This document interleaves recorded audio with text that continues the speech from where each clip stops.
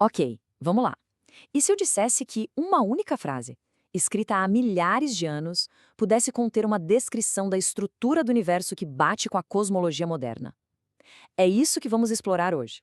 Uma interpretação bem radical de um versículo do livro de Jó que conecta a ideia de nada com a própria origem do divino. Essa é a grande questão que vai guiar a nossa conversa. A gente não está falando de um vazio, de uma ausência de coisas. A proposta aqui é que esse nada da Bíblia é, na verdade, a coisa mais real que existe.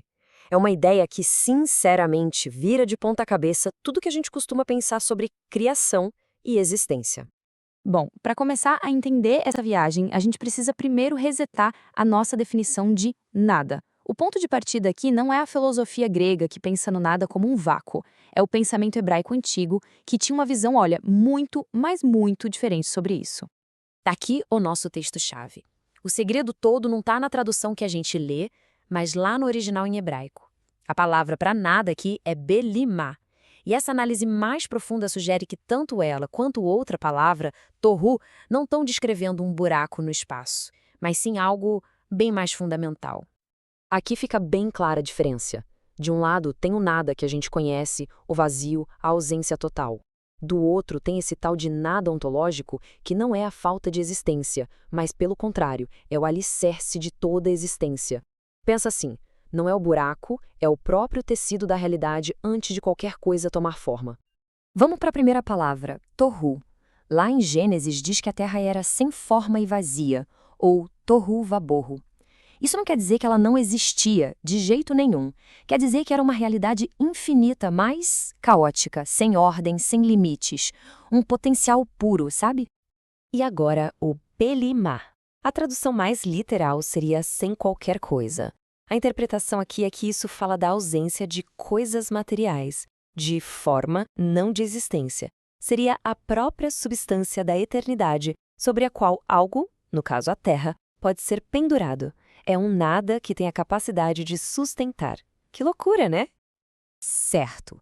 Com essa nova ideia de nada sendo uma realidade fundamental, a próxima parte do argumento constrói uma ponte impressionante. Uma ponte entre essa substância primordial e a origem do próprio Deus. A conexão aqui é direta.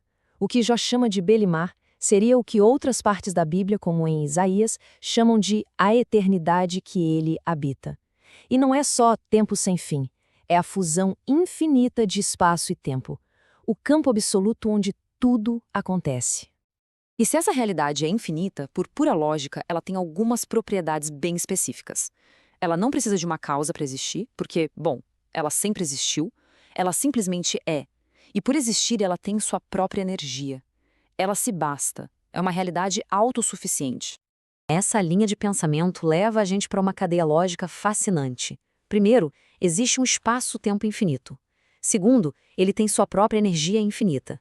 Terceiro, isso o torna, por definição, a causa primeira de tudo. E a consequência disso tudo, a formação de uma singularidade eterna. E aqui chegamos ao clímax do argumento. A singularidade que nasce dessa causa primeira, infinita e cheia de energia, não é uma coisa morta, inerte. Ela é consciente, ativa, existe por si mesma. E segundo essa leitura, essa singularidade eterna é o que a gente chama de Deus. Ok, mas e daí? Se essa origem for verdade, então aqueles atributos clássicos de Deus, onipotência, onisciência e onipresença, deixam de ser qualidades meio mágicas. Eles passam a ser consequências lógicas, naturais, dessa estrutura da realidade. Olha só como as peças se encaixam. A onipotência não é um poder aleatório, vem da energia infinita da causa primeira. A onisciência, bom, se existe um campo infinito de espaço-tempo, ele contém todos os eventos possíveis. E a onipresença é a consequência de ser o próprio tecido da realidade, o lugar onde tudo existe. Faz sentido, né? Agora, para fechar o círculo, a gente volta lá para o começo, lá para o versículo de Jó. Só que dessa vez a gente vai ler com essa lente, com tudo isso que foi construído até aqui. E o texto ganha uma dimensão completamente nova. A frase parece a mesma, mas o peso dela agora é outro. O nada não é mais um vazio. É a estrutura fundamental da realidade, o próprio tecido do espaço-tempo infinito. Ou seja, colocando em bom português, a afirmação vira uma descrição cosmológica de uma precisão absurda. Quando Jó diz que a Terra está suspensa sobre o Belimar, ele estaria dizendo que o nosso planeta flutua livremente no campo do espaço-tempo, sustentado não por pilares ou tartarugas gigantes, mas pela própria estrutura da existência. A implicação disso aqui é de cair o queixo. Milhares de anos antes da ciência moderna, esse texto já estaria falando sobre o vácuo do espaço, sobre um cosmos suspenso, não por algo físico, mas pela própria natureza da realidade. É uma visão extraordinariamente avançada para a época. Então, para amarrar tudo, o nada hebraico não tem a ver com a ausência. Ele é o estado primordial de tudo, infinito, eterno, com energia própria. É a causa primeira que, ao se manifestar, gera a singularidade que a gente chama de Deus e que, por sua vez, organiza o universo. E a gente termina com essa pergunta no ar. Será que, escondido nesses textos antigos, existe mais do que só mitologia?